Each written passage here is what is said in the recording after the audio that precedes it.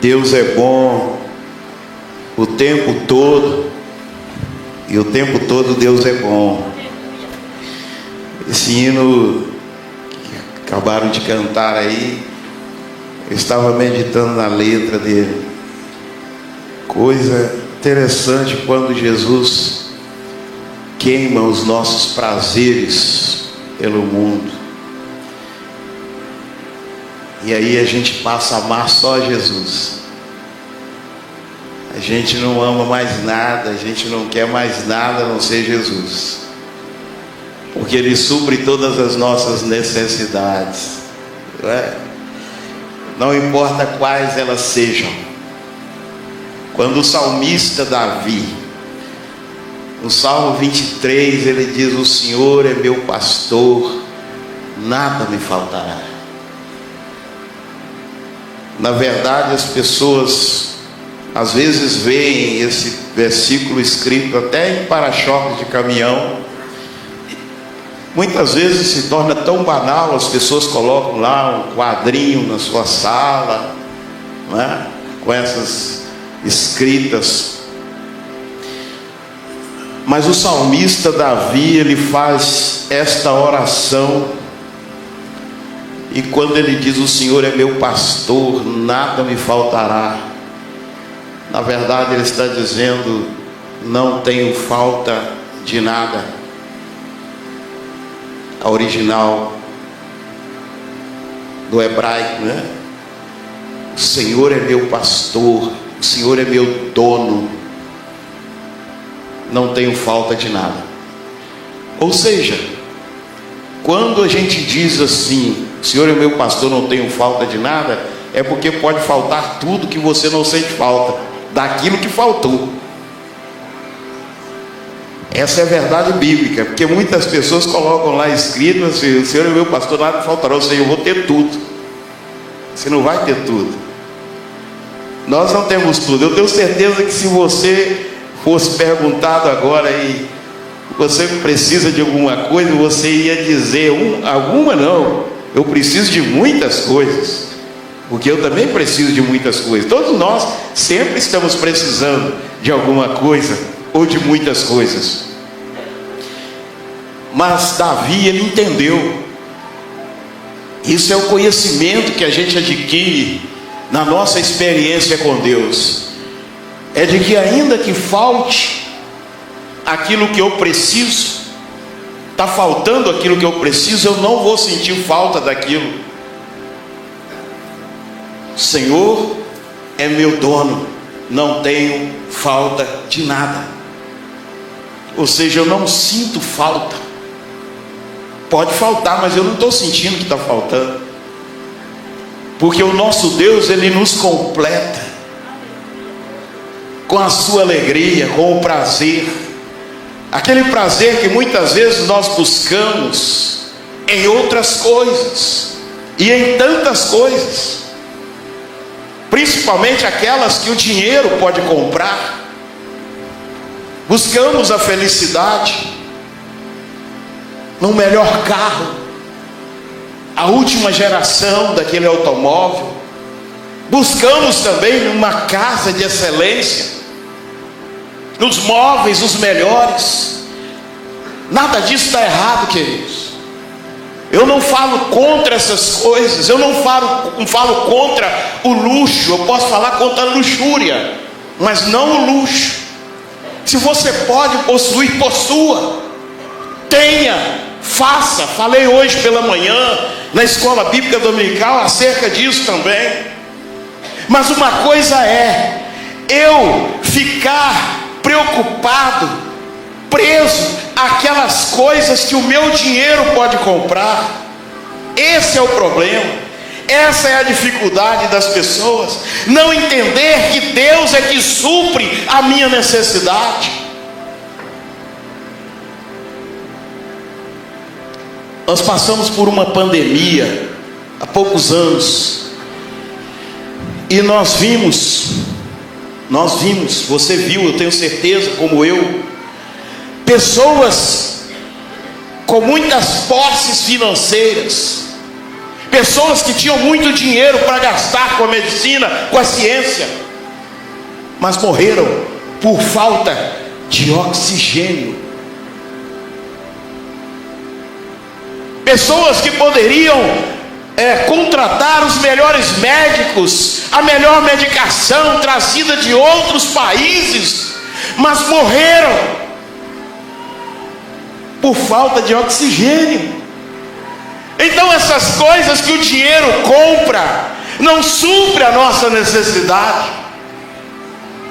Porque hoje você tem um carro de última geração, sabe o que vai acontecer o ano que vem? Ele ficou velho e já tem um outro muito melhor do que aquele, e assim sucessivamente. A sua casa pode ser linda, maravilhosa, uma beleza, mas amanhã você olha para ela e fala assim: poderia ter, essa parede poderia ser diferente, ter um novo acabamento que surgiu para ela, esse já ficou velho. É assim que funciona. O móvel que a gente compra hoje, bonito, lindo, última geração, coloca na sua sala, e aí você se esmera nele, mas o ano que vem você passa lá numa loja do shopping e vai ver um outro muito melhor, porque aquele já saiu de linha. É o dinheiro que compra. O dinheiro compra essas coisas, mas não compra o suprimento espiritual da alma. Quantos crentes doentes da alma, pobres, miseráveis, mendigando espiritualmente, aparentemente têm posses, mas não resolve o problema delas. Porque o problema delas só pode ser resolvido em Cristo. O meu problema, a minha dificuldade, ela só pode ser resolvida em Cristo. E assim é a sua. Sua dificuldade só se resolve em Cristo. Seu problema só se resolve em Cristo. Não adianta. Não adianta. Não vai resolver você correr atrás do melhor médico, pagar caro por uma consulta, medicação caríssima, se Deus não estiver naquele negócio, se Deus não estiver naquele tratamento. Nós estamos vivendo algo semelhante com a pastora Eunice. Dificuldades, de enfermidades, problemas. Como essa semana eu tive que correr com ela para o hospital por causa de uma gripe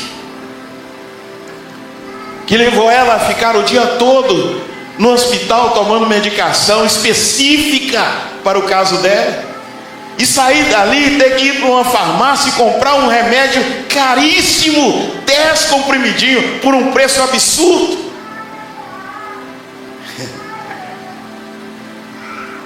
Só que nada disso tirou a nossa alegria em Cristo.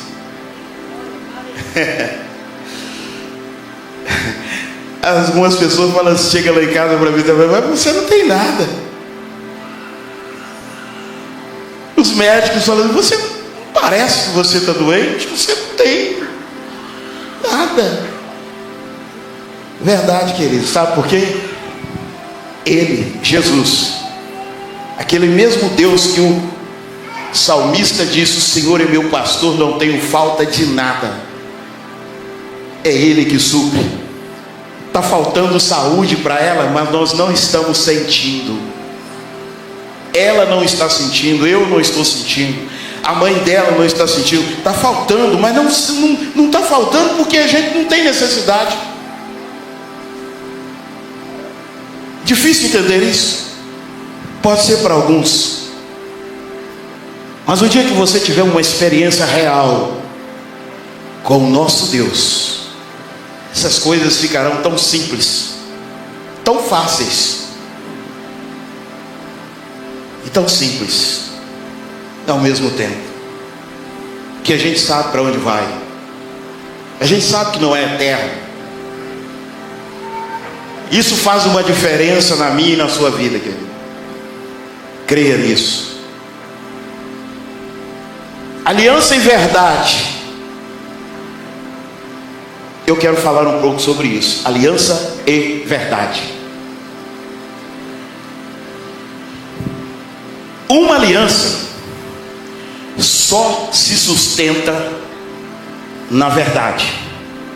Presta atenção nessa palavra que eu estou te dizendo.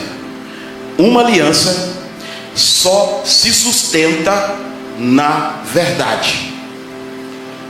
Por que eu estou falando isso agora? Porque nós vamos nortear essa fala em toda a mensagem que eu tenho aqui.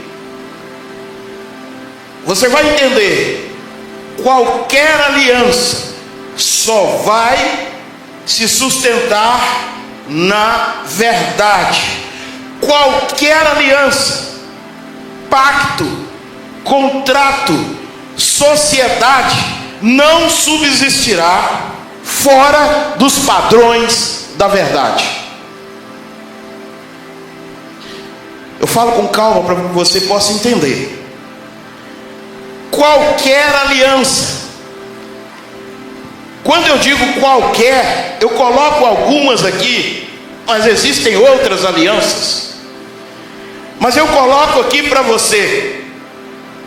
Qualquer aliança pode ser um pacto, que é a mesma coisa, um contrato, que é a mesma coisa,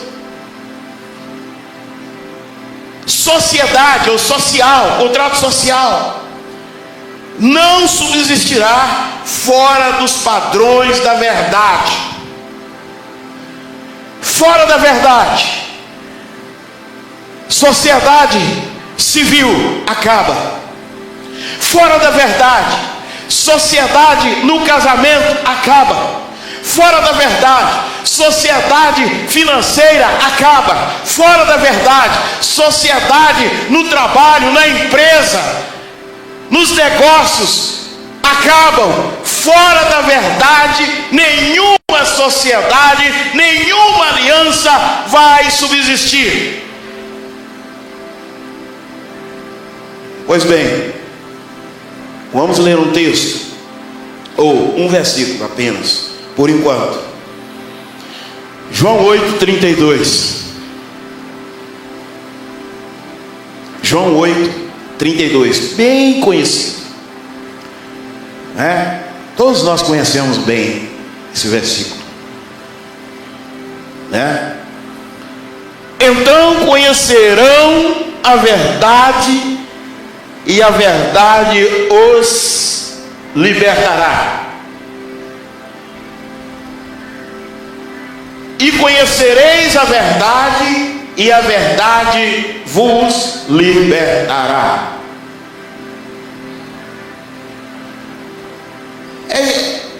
É um texto, é um versículo que eu o tenho como o coração do capítulo 8 do Evangelho de João.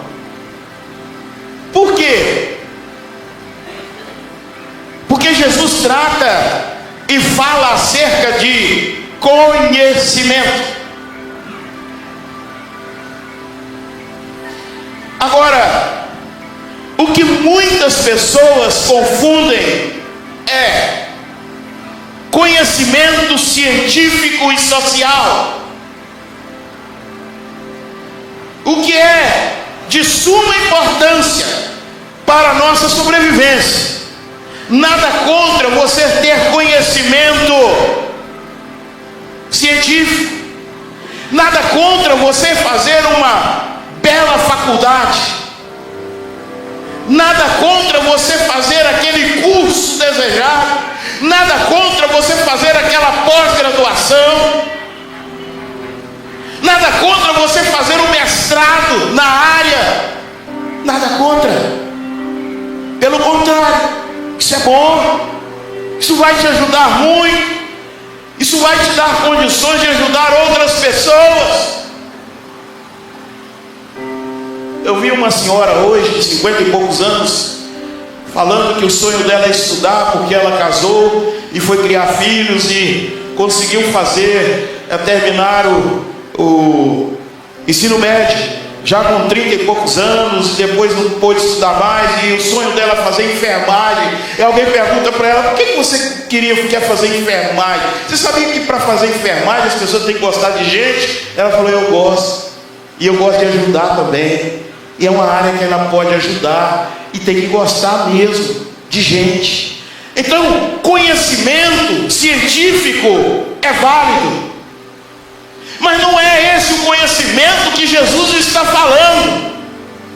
O que confunde muitas pessoas é achar que essa verdade, esse conhecimento dessa verdade aí, é exatamente aquilo que nós aprendemos nos bancos de escola, no dia a dia. É importante, mas a outra coisa é o que nós estamos falando. De que nós estamos falando? Conhecimento da verdade de Deus. Jesus estava falando do conhecimento acerca de Deus, acerca dele. O que muitas pessoas estão enganadas nas suas meras religiões efêmeras, religiões que não levam a nada, religiões que não te garantem nada, que não tem garantia futura, religiões presentes. Não é essa a verdade que Jesus está falando. Conhecimento da verdade de Deus. João capítulo 14, o versículo 6. Disse-lhes Jesus: eu sou o caminho e a verdade e a vida. Ninguém vem ao Pai senão por mim. Jesus, ele dizendo, para que nós possamos entender que ele é a verdade que precisa ser conhecida. Não é o conhecimento científico que nos leva a Deus. Não é o conhecimento da escola, do grau superior. Não é o conhecimento da pós-graduação. Não é. Isso serve para outra coisa, é para outro fim. Mas o conhecimento que nos leva a Deus é conhecer o próprio Deus através do Filho Jesus. E aí, o texto diz, Jesus dizendo: eu sou o caminho. Caminho. Ele não diz que é a estrada. Ele não diz que é uma highway. É isso, Johnny? É. Ele não diz que é uma BR. Presta atenção, querido. Presta atenção na palavra. Aí você pode falar: mas que pastor chato, enjoado. Não, querido, eu estou querendo te mostrar. A minha função é apontar o caminho, e o caminho é Jesus. E ele diz: olha, eu sou o caminho. Muitos de nós aqui, acredito que até a maioria, ou todos que estão aqui, conhecem o que é um caminho. Você conhece o que é um caminho? O caminho, na maioria das vezes, o caminho é aquela via que te leva a algum lugar, porém é uma via dificultosa, é uma via cheia de buracos.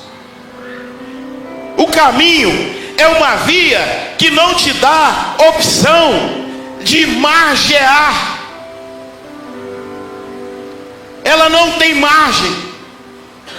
Ela é estreita, ela é apertada. O caminho é um lugar apertado. Não dá para muitas pessoas. Eu me lembro até muitas vezes evangelizando no interior, lá em Valadares, na zona rural de Valadares, e a gente ia andando para os cultos à noite, num caminho. E como é que a gente caminha? Num caminho na roça, um atrás do outro, porque não dá para andar um do lado do outro, porque o caminho é estreito, então vai um atrás e outro na frente. Eu ficava mais atrás com medo das cobras. Vou ficar atrás, porque se ela picar o de lá, eu estou vendo que ele foi picado e eu caio fora. Outra situação que eu ficava atrás também, além do medo das cobrinhas, era a situação da luminosidade. Eu tinha dificuldade em andar no escuro à noite. O pessoal de lá, eles andam como se estivesse andando de dia. Como eu era um matuto da cidade e não conhecia o caminho, eu ia andando atrás, porque onde um pisava, eu pisava. De vez em quando eu pisava num buraco e afundava, quase caía. Eles não tinham isso. Não acontecia com eles, porque eles sabiam. Mas é um caminho. Jesus fala: eu sou o caminho. Tem gente que quer andar na avenida. Ele quer ir para o céu andando numa avenida. Não vai, querido. Sabe por quê? Porque o próprio Jesus diz que a avenida você vai andar é lá no céu. Lá ele diz que as ruas são de ouro, pedras de jaspe, sardônica, as pedras que são no calçamento do céu, para você andar em avenidas de ouro, ruas de ouro e de cristal. E as pessoas estão querendo andar aqui. É aqui que elas estão querendo essa avenida. Elas acham que estão andando em ruas de ouro aqui nessa vida, quando na verdade o caminho que elas estão traçando aqui nesta vida é um caminho de derrota, é um caminho do inferno, é um caminho de perdição, porque não conhecem o caminho. São largas avenidas, iluminadas, com faixas de pedestres, com circuitos para ônibus, carros, automóveis, semáforos. Não é esse o caminho que me leva a Deus. Não é esse o caminho que te leva a Deus.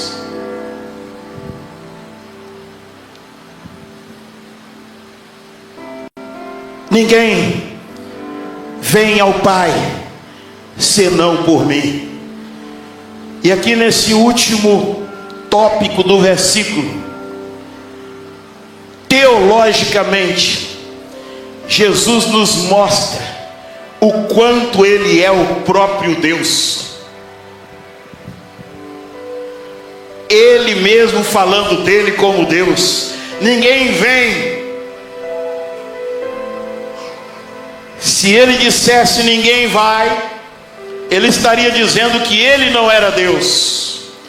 Mas quando ele diz ninguém vem, ele está falando dele próprio.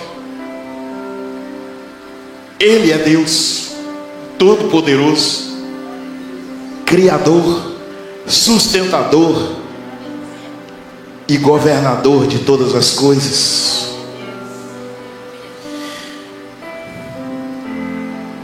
Ainda no Evangelho de João, capítulo 3, versículo 21,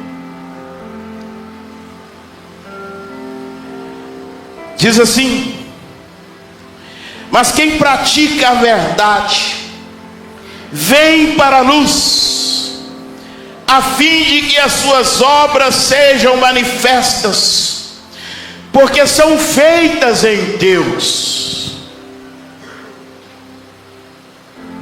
Aleluia, glória a Deus. Deixa eu tomar uma aguinha.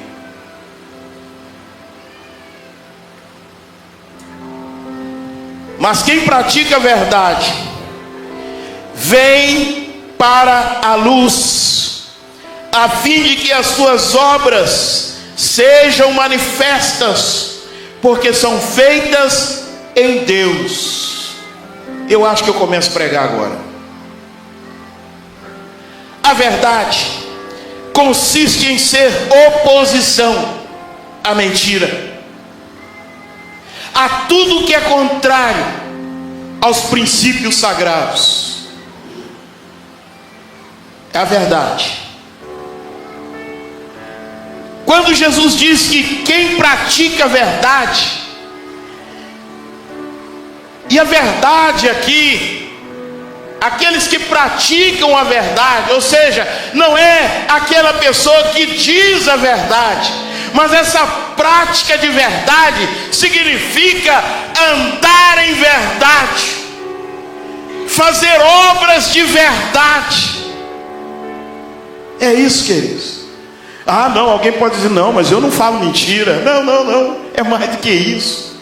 Evidentemente, falar mentira é pecado grave, que a Bíblia diz que o pai da mentira é o diabo.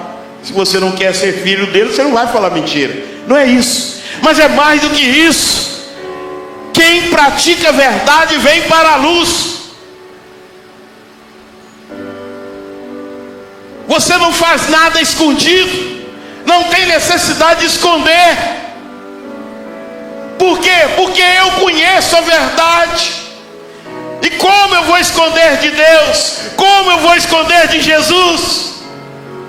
Então não há necessidade de me esconder. Não preciso me esconder. Eu posso vir para a luz, a fim de que as suas obras sejam manifestas. As suas obras são manifestas. Mas de que forma elas são manifestas? O que as pessoas acham das suas obras? O que elas veem em você? O que as pessoas veem em nós? Esse é o fruto da verdade. Está aí o fruto da verdade. O que as pessoas veem em mim? O que as pessoas veem em você? Pois a verdade consiste em ser oposição à mentira, ao contrário daquilo que é mentira.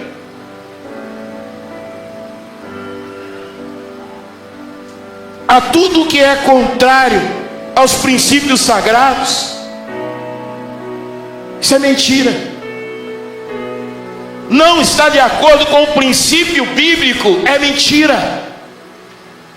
É filosofia. E filosofia das vãs não funcionam. Não funcionam. Filosofia. Olha você vê o Sócrates. Penso, logo existo. Grande coisa. Choveu no molhado. Trocou 6 por meia dúzia. E daí?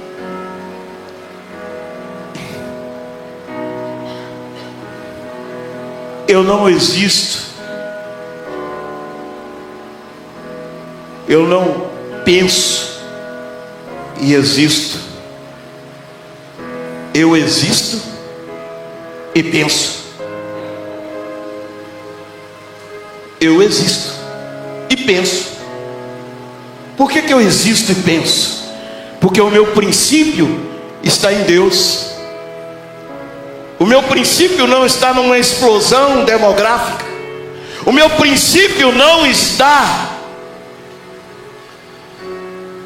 num Big Bang. O meu princípio está em Deus. Ele me fez lá no Éden, em Adão. Eu não sou fruto de uma evolução de raça. Você existe e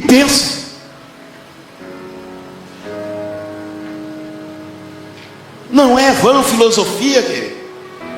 Presta atenção, jovem, você que está entrando na faculdade agora vislumbrado com aquele negócio, que coisa, grande coisa. É importante estar lá? É. Mas é mais importante estar em Cristo. É mais importante e lucrativo estar em Deus, estar na verdade.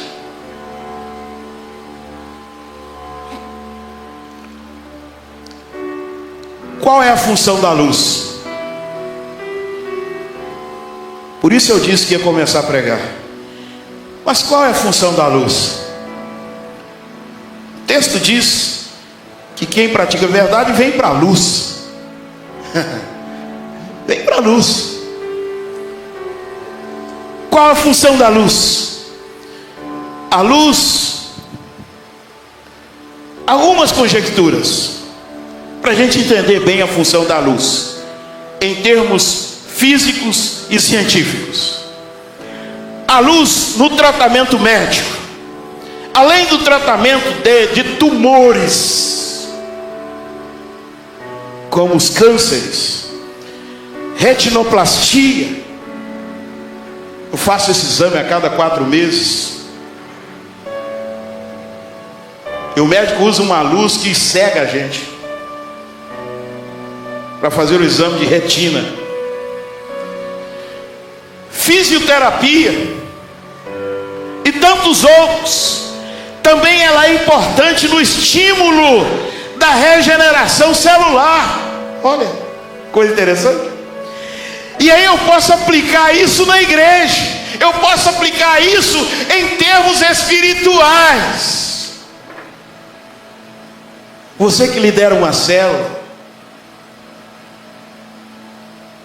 Ainda há pouco, chegando aqui na igreja, eu ouvi alguém ali atrás conversando sobre isso. E alguém falou assim: por que as células morrem? Por que a célula morreu? A minha não morreu. Aí eu respondi: porque tem líder. A célula só morre quando não tem um líder. Porque o líder é aquela pessoa que traz a luz, que ilumina a célula, o local. Que luz é essa? Vamos aprender um pouco sobre isso também. A luz, a importância no estímulo da regeneração. A célula está quase morrendo, aí a luz chega e foca sobre aquela célula, ela começa a se regenerar. Ela começa a viver de novo. Tamanha importância da luz. Não é à toa que Jesus fala da luz.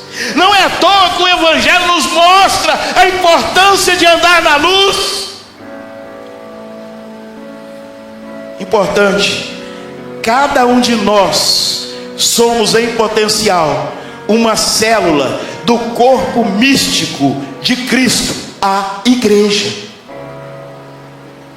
Cada um de nós, em potencial, se somos corpo místico de Cristo, em potencial, cada um de nós somos células, pois o corpo é constituído de células.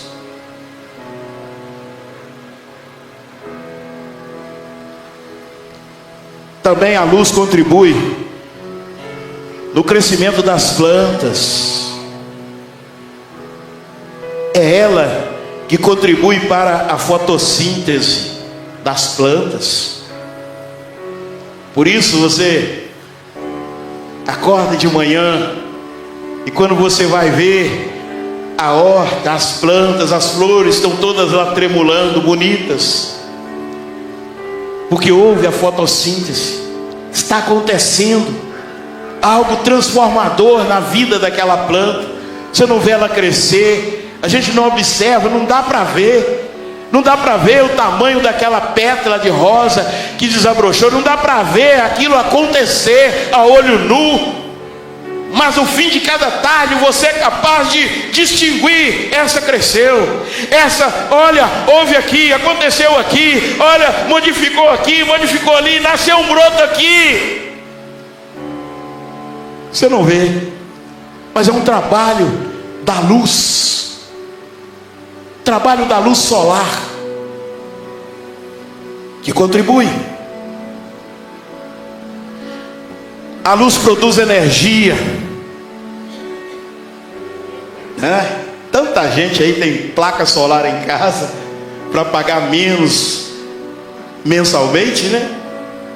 A gente compra lá umas placas, coloca lá e gasta à vontade, igual eu faço lá em Valadares. Gasta à vontade, a revelia.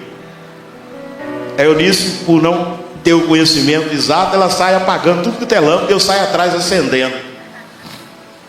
Ela apaga, ela acha que está gastando, e eu saio acendendo. Lá em casa, em Valadares, é igual um céu estrelado, tanta lâmpada que tem acesa, né? Não tem esse negócio, porque a placa solar capta o calor e transforma em energia, luz.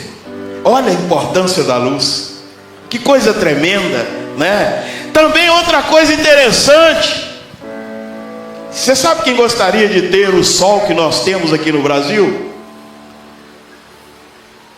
É uma raça que queria ter esse sol: japoneses. Os japoneses queriam ter o sol que nós temos. O problema deles lá é carência de vitamina D.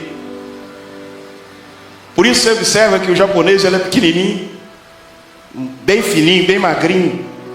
Você não vê um japonês troncudo, fortão, moreno, você vê ele bem branquinho e bem pequenininho.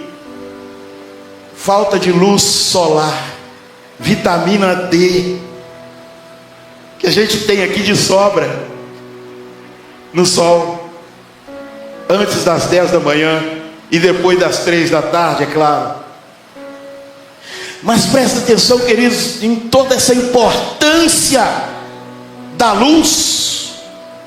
Em Mateus capítulo 5, verso 14 a 16,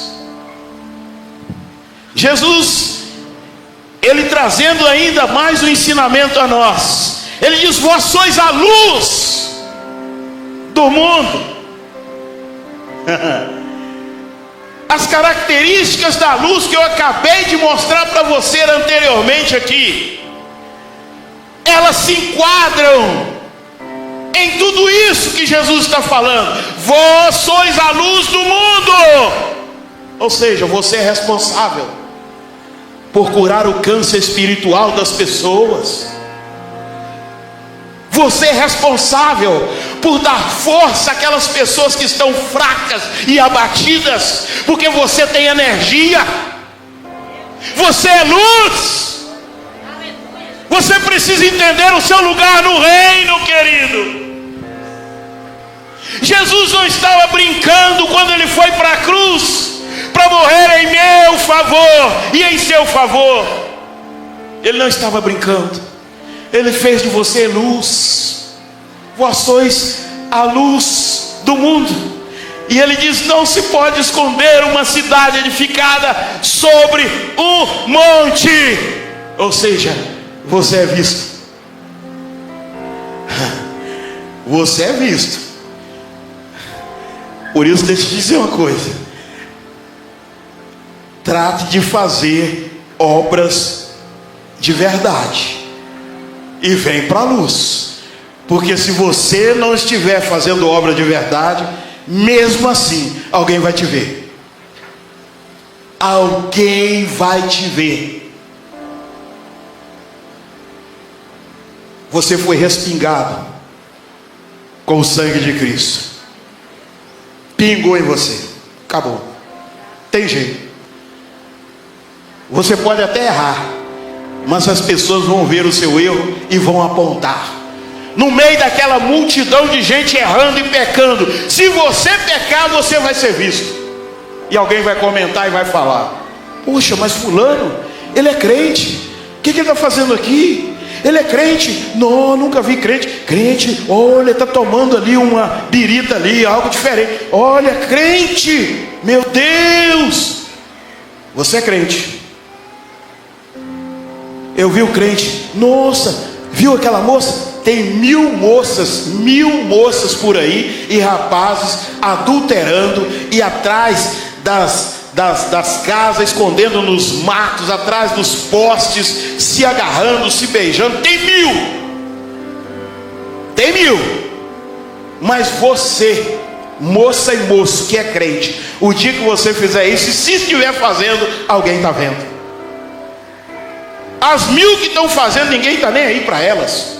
E está nem aí, deixa para lá. Está fumando maconha, está usando crack, né? Não tem problema. Está tomando cerveja, não tem problema. Não tem problema.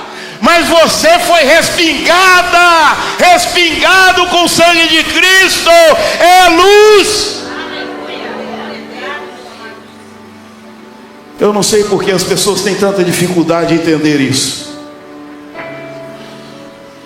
Você é luz. Não dá para esconder. Verso 15 e 16, por favor. Capítulo 5.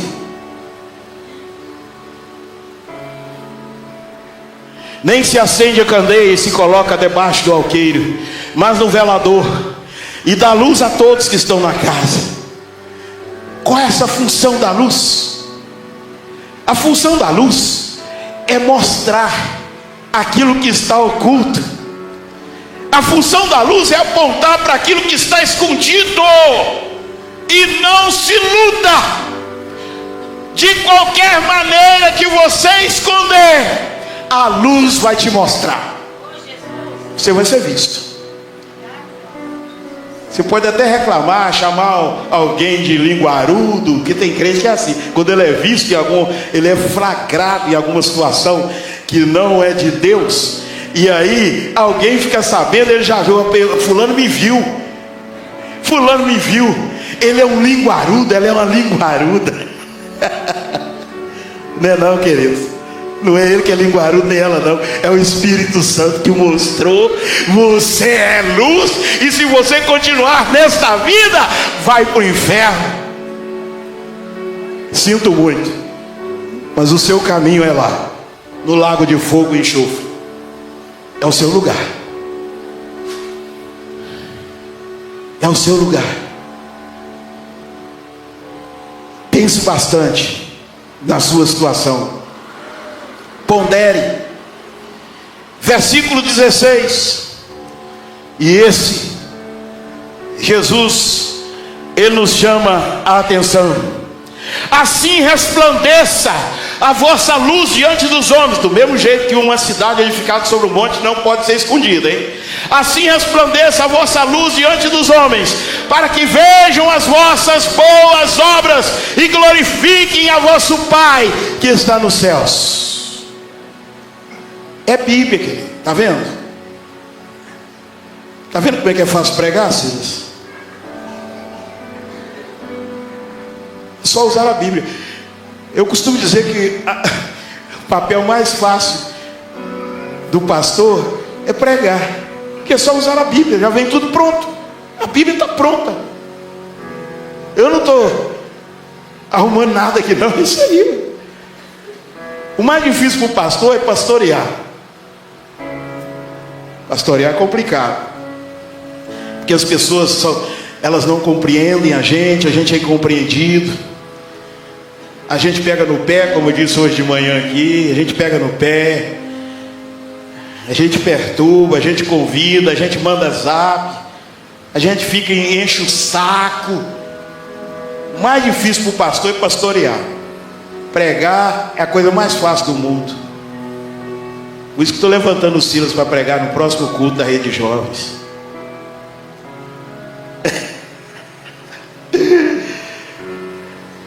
Porque você usa a Bíblia, e a Bíblia está pronta. Olha o que diz: assim resplandeça a vossa luz diante dos homens, para que vejam as vossas boas obras e glorifiquem o vosso Pai que está nos céus. As pessoas precisam ver as minhas obras para glorificarem a Deus. Caso contrário, o que vai acontecer? Elas vendo as minhas obras, que não são perfeitas em Deus, o que vai acontecer? Ao invés de glorificar a Deus, elas vão crucificar Jesus. Uai, pastor, mas como? Crucificam Jesus através da igreja.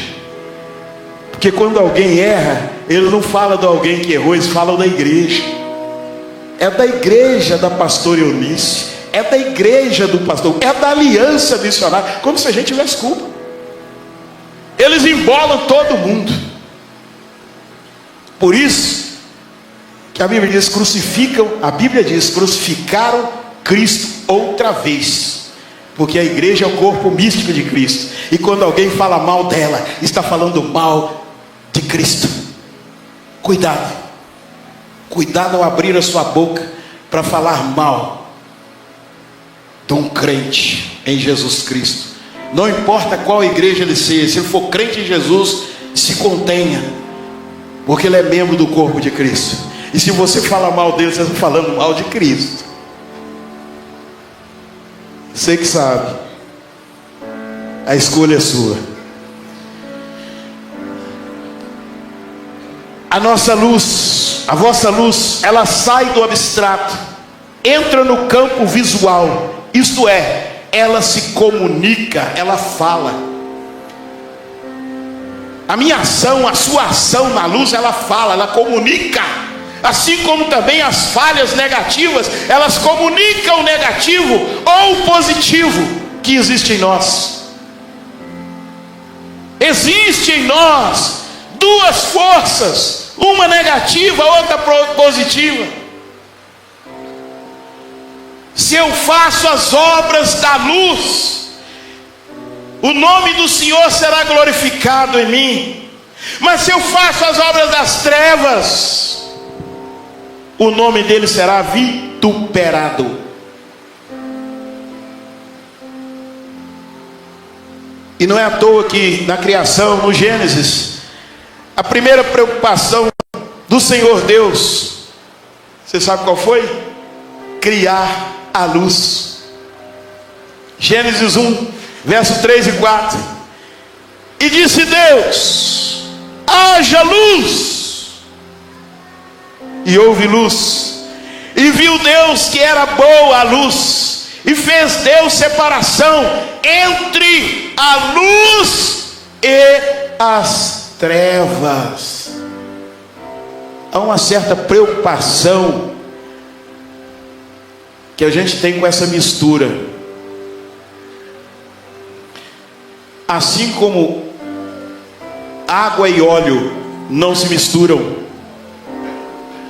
luz e trevas também não. E por que você muitas vezes insiste em ter aquela aliança com as trevas? Por que você faz aliança com as trevas? A Bíblia diz que quando Deus faz a luz, Ele vê que a luz é boa, e Ele faz separação entre a luz e as trevas. Perceba, querido, onde existe trevas, se a luz chegar, a treva vai embora. Ou vice-versa, onde existe luz, se a treva chegar, a luz vai embora. Porque as duas coisas não andam juntas. Por que eu posso ou devo andar junto com pessoas das trevas? Por quê? A Bíblia não faz acepção de pessoas e me ensina isso, a não separar pessoas por raça, cor, religião. Não é isso. O que nós estamos contra, o que a Bíblia é contra, é você se misturar com as obras das trevas.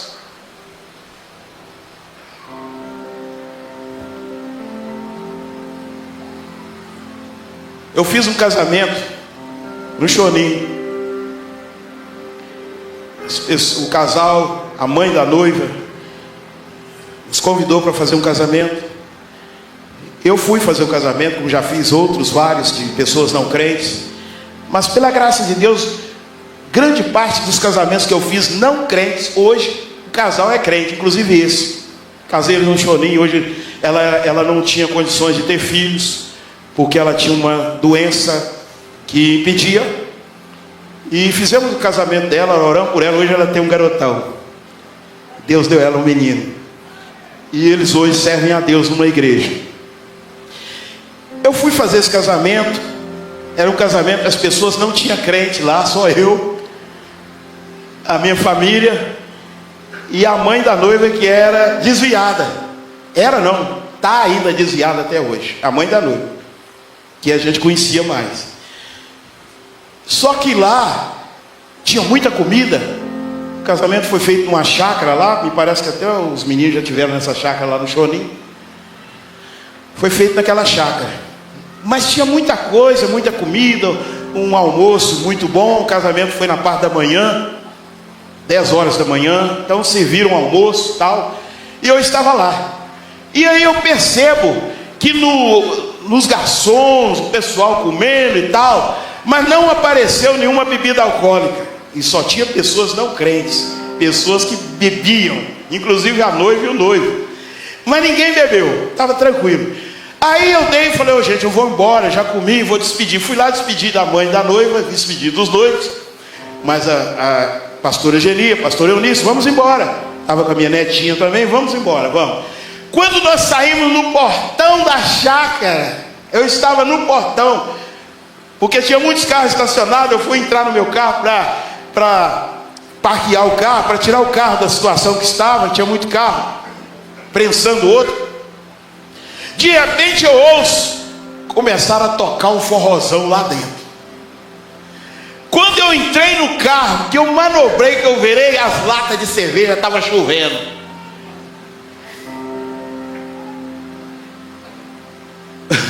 Você sabe o que é que... Eu glorifiquei muito a Deus. Eu falei, gente, eles respeitaram a gente. Aí eu disse assim, pai, ele só esperou a gente virar as costas. Eu falei, graças a Deus que ele esperou a gente virar as costas, porque eles respeitaram a gente. Entende o que é luz? Qualquer outra pessoa, eles não estavam nem aí, iriam tomar a cerveja deles ali, bagunçar, mas não, torcendo para mim embora. Eu ainda demorei muito, eu estava sendo uma pedra na cerveja deles, mas eles não tomaram nada e nem colocaram música mundana enquanto eu estava lá. Mas depois do casamento, passou uma semana, aí veio o tio me agradecer, que era católico, né? Veio me agradecer, nossa, que cerimônia linda e tal. E veio outro e o outro. Aí veio a moça, pastor, quando eu for casar, o senhor faz? O meu faço também, não tem problema. Aí acabou o negócio, agora a menina teve filho, o casal, e eles se converteram.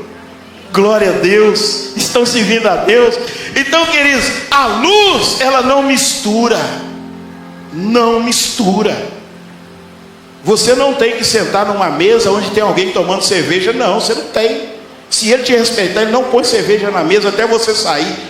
Aqui em Jampruca já aconteceu isso comigo e com a pastora Eunice. Chegamos numa festa de aniversário de uma pessoa, cervejada comendo solta para lá e para cá. Na nossa mesa não. Se sentar comigo, não toma cerveja. Não, na minha mesa não, porque eu sou luz. Eles respeitam a luz. Na minha casa em Valadares, meus cunhados não são crentes, grande parte deles agora estão convertendo aos poucos. Mas quando nós convertemos, eu chegava na casa do meu sogro. A casa do meu sogro é a casa de festa. Sabe aquela casa de bamba? Era a casa do meu sogro, quando era vivo. Porque lá todo mundo tocava instrumento. Então era um barulhão ensurdecedor. Tinha baile todo dia, formava um baile assim, de uma hora para outra, sem nada, sem programa. Falou, gente, vamos fazer um baile aqui, vamos. E pá, e o pau quebrava, as mulheres chegavam, e os homens vão dançar e o pau comia. Era assim no meu sogro. Pode perguntar, pastor. Casei, me converti. Quando eu ia lá com as meninas, vamos lá visitar o vovô, levando as 3 menininhas. Chegava lá. A minha sogra já falava com todo mundo, olha, meu genro e minha filha estão chegando, são crentes. nada de cerveja, nada, nem música mundana, nada. Meus cunhados iam na minha casa como vão até hoje, nunca colocaram uma lata de cerveja na minha geladeira. Quer beber? Vai no boteco lá da esquina. Aqui em casa não. Os amigos dele não, nem cigarro, nem acender um cigarro lá em casa. Que eles sempre viram a minha casa como luz. Minha casa é luz. Tem negócio não, pai e mãe, de deixar seu filho colocar cerveja na sua geladeira. Quem manda lá é você, pai. Manda ele comprar uma geladeira e alugar uma casa para ele fazer o que ele quer. Na sua casa manda você e Jesus. Primeiro Deus, depois você que manda. Não seja frouxo, seja crente. A única diferença que acontece é quando o marido não é crente, aí é diferente. Mas se o casal é crente, filho não tem que impor não. Porque o marido, vamos lá, você vai orar para Jesus salvar esse homem, você vai jejuar, vai fazer o esforço, vai vir para a igreja às 5:30 da manhã, com a irmã Ivonete, vai orar, vai buscar a Deus, vem para a escola bíblica dominical, pede oração, Jesus vai libertar esse homem. Mas enquanto ele não for crente, não vai ter jeito não. Você vai ter que tolerar mesmo. Você casou com essa capa de caeira, agora aguenta a mão. Vamos terminar. E o texto diz: viu Deus que a luz era boa, e então fez separação. Quando a luz chega, a treva vão embora, e não há espaço para ambos no mesmo ambiente. Mateus 5,16. Fique de pé agora em nome de Jesus, vamos ler esse texto. Mateus 5,16. Assim resplandeça a vossa luz diante dos homens, para que vejam as vossas boas obras e glorifiquem o vosso Pai que está nos céus. Oh querido, você é a ferramenta que Deus quer usar para que o nome dele seja glorificado. Você é o homem, a mulher, a família, o filho, a filha. É você que Deus quer usar para que o nome dele seja glorificado aqui na terra, para que as pessoas conheçam o Deus verdadeiro através de você. É você que vai refletir a luz dos céus. Aleluia. Glória a Deus. Nós vamos orar. Eu quero orar.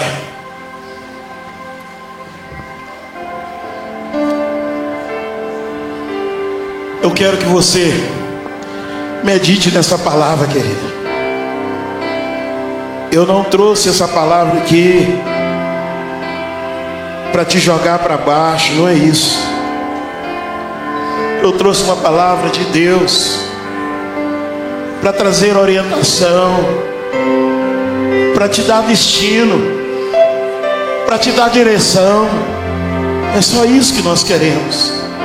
Que você tenha direção, que você não seja qualquer um, qualquer uma, porque você não é. Como disse aqui a irmã Selma, você é precioso, é preciosa aos olhos de Deus.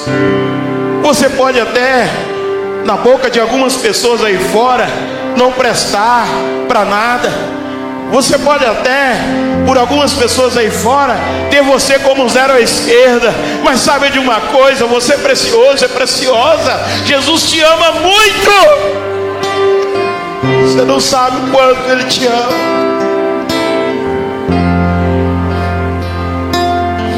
Oh, grande amor de Deus.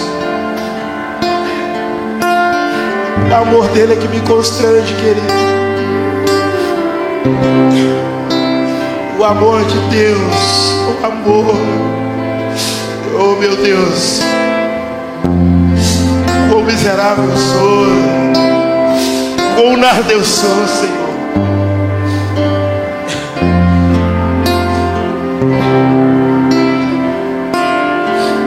Mas o teu amor, Senhor, o teu perdão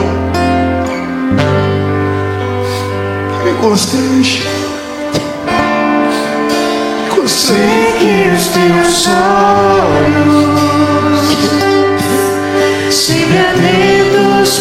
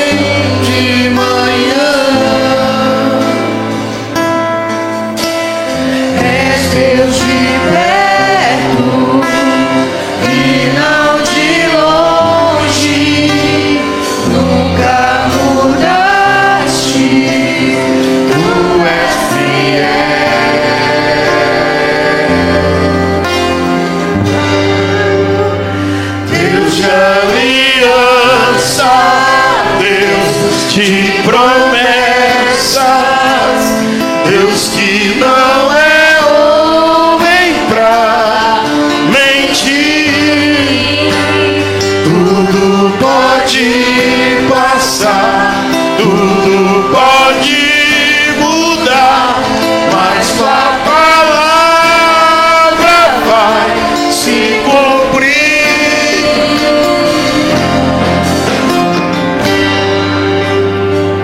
Aleluia. Glória a Jesus. Santo é o Senhor. Tu és o Deus de promessas, Pai. O Deus de promessas. E as suas promessas, elas se cumprem, Senhor. As suas promessas não falham. Tua palavra não falha. Ela se cumpre. Ah, Jesus. Estão sensíveis, seus ouvidos vão ser sensíveis. Oh, Espírito Santo. É, Jesus. Santo é o Senhor. Vem de manhã. és Deus de perto E não de longe.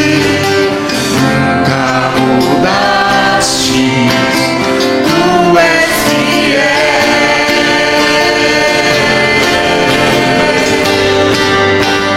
Deus de aliança, Deus de promessas, Deus que não é homem pra mentir. Tudo pode passar, tudo pode mudar, mas sua palavra vai se cumprir.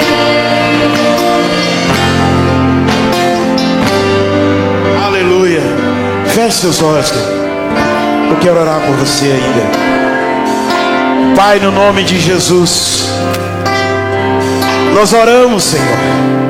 Oramos por este povo. Oramos por esta igreja. Oramos, meu Deus, para que o Teu Espírito me convença da justiça, do juízo, do pecado. É o Teu Espírito. Não somos nós, Senhor. Não somos nós, mas é o Teu Espírito. Pai, que esse mesmo Espírito que me convenceu um dia, Ele possa convencer outras pessoas aqui. Que esse mesmo Espírito, ó Deus, possa fazer com que esta palavra encontre um lugar e que esta semente possa germinar nesse coração, produzir frutos, ó Deus, frutos dignos de arrependimento. Pai, em nome de Jesus, alcance a Tua igreja nesta noite. Oramos pelos enfermos. Oramos, meu Deus, para que o Senhor venha curar as enfermidades. Que o Senhor venha visitar agora aquelas pessoas que nos assistem por esta live, aquelas que irão nos assistir ainda. Meu Deus, fale a esses corações. Meu Deus, salva pessoas, salva almas, transforma, Senhor. Oramos por esta cidade. Oramos, meu Deus, por esta nação brasileira. Oramos por Israel. Que haja paz dentro dos Teus muros. Prosperem aqueles que Te amam. Pai, muito obrigado. Obrigado por esta noite. Obrigado, meu Deus, pela ajuda do Teu Espírito, pela cooperação. Obrigado pela vida do Silas, da Alessandra. Obrigado pela liderança desses jovens e adolescentes. Obrigado por cada um deles, meu Pai. Meu Deus, que o Senhor possa usá-los cada dia mais. Que esses jovens sejam um diferencial em casa, na família, nesta cidade, na escola, onde quer que eles andarem. Que eles sejam luz. Pai, em nome de Jesus nós Te agradecemos. Muito obrigado. E que a graça salvadora de nosso Senhor Jesus Cristo, que o amor do Pai e as consolações do Santo Espírito de Deus reine agora e para todo sempre. com esta igreja e com todo Israel de Deus. Vão em paz, que o Senhor te abençoe. Tenha a melhor semana da sua vida, em nome de Jesus. Aliança, Deus de promessas, Deus que não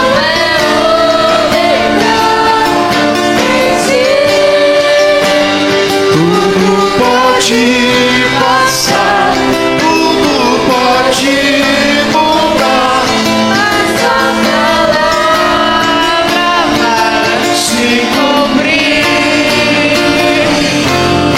Posso